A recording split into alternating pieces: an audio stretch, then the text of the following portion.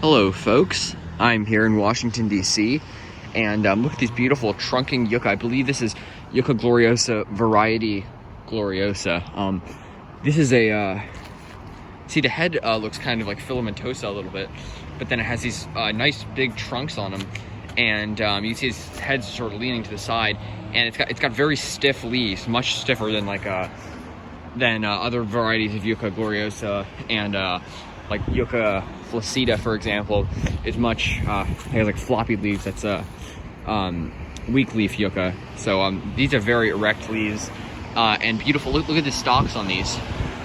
So incredible. This is inflorescence. They get huge inflorescent stalks on them. Many yucca species do, and a lot of them are much bigger than the plant itself. So yeah, really cool.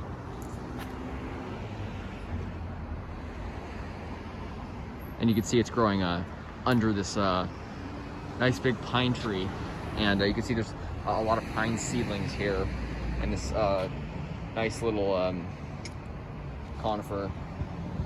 Beautiful. See this little pine tree here. Anyways, this is Yucca gloriosa. I believe this is Yucca gloriosa, variety gloriosa. Correct me if I'm wrong.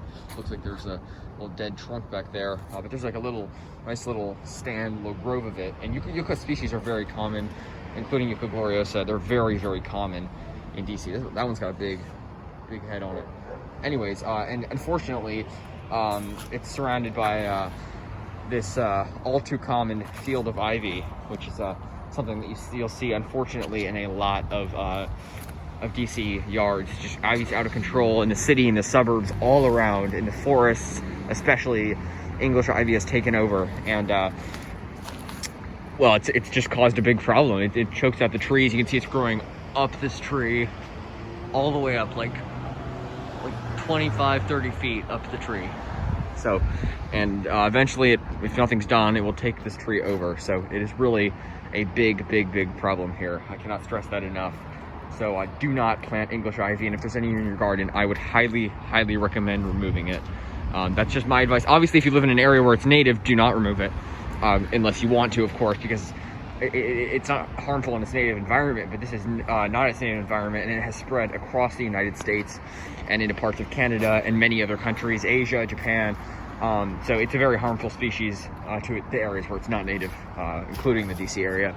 So anyways, this is Yucca gloriosa, variety gloriosa, I believe, and nice, beautiful yucca.